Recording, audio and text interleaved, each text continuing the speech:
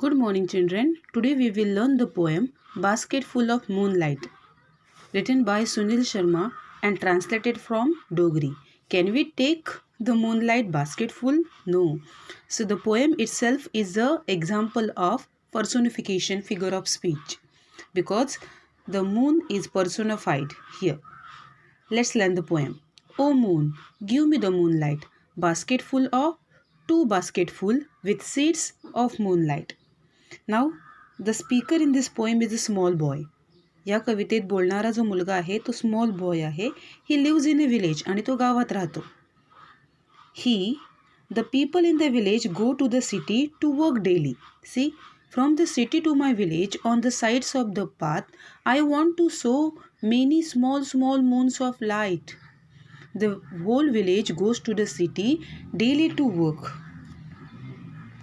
हे चंद्रा, मला एखाद टोपला भरून चंद्रप्रकाश दे, असं तो मुलगा म्हणतो चंद्राला.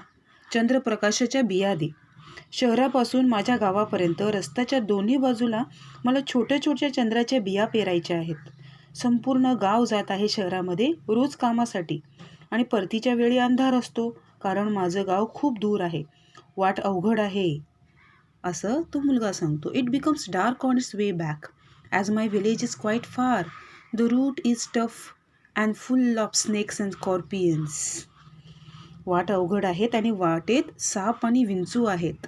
Neither bus nor cart flies. Bus नाही, गाडी नाही, कोणतेही वाहन नाही. When my father returns home I am asleep. आणि माझे बाबा घरी येतात तेव्हा मी झोपलेला असतो. And he goes back early in the morning while I am asleep. ते सकाळी लवकर निघून जातात जेव्हा मी उठलेला नसतो. ओ मून, हे चंद्रा, give me basket full of moonlight. मला टोपलीभर चंद्रप्रकाश दे, ऑन लोन, उधार दे. I want to light the dark route so that my father returns early. तो अंधारा मार्ग मला उजळून टाकायचा आहे म्हणजे माझे बाबा लवकर घरी येतील. I too want to hear fairy tales and stories from him. Fairy tales, परीकथा. मला पण त्यांच्याकडून परीकथा आणि गोष्टी ऐकायच्या आहेत. O moon, give me a basket full of moonlight. आणि अगेन तो मुलगा चंद्राकडे विनंती करतो की हे चंद्रा, मला टोपलीभर चंद्रप्रकाश दे. I want to sow seeds of moon on the sides of path. मला रस्त्याच्या दोन्ही बाजूला त्या चंद्राच्या बिया पेरायच्या आहेत. सो व्हॉट वी लर्न, आपण काय शिकलो? That the speaker in the poem is a small boy. बोलणारा जो मुलगा आहे तो एक स्मॉल बॉय आहे. He lives in a village, तो गावात राहतो. The people in the village go to the city to work daily. The village is far from the city. The route is long and dangerous. Route, मार्ग कसा आहे, लांब आहे आणि धोकादायक आहे. By the time the village return it becomes dark. परतता अंधार होतो. There are snakes and scorpions on the way. There is no bus or cart from the city to the village. People have to walk to from the city. The boy's father leaves early in the morning and return late at night when the boy is asleep. In this poem, the boy requests the moon to give him a basket or two of moonlight seeds. He wants to light fathers.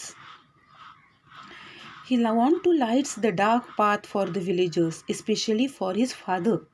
He wants his father to return home early and tell him stories. He wants to sow the seeds of moonlight along the path and light up the path permanently for the villagers. So या कवितेत personification या figure of स्पीचचा इथे उल्लेख झालेला आहे. Here the moon is personified as a personified. So in this way we learn the poem.